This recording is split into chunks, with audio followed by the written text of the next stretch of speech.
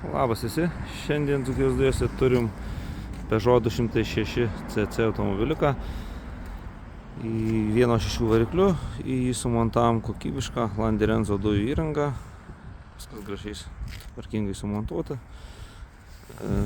Įdomus automobiliukas, tai yra kabrioletas.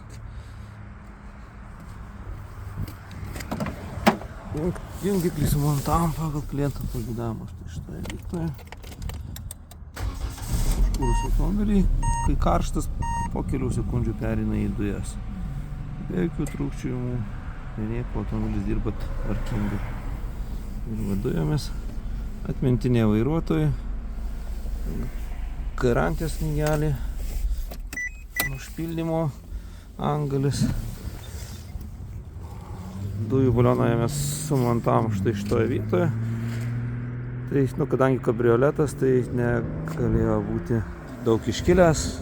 Tai balionas 40 litrų talpos. Taip pasidaro tvarkingai.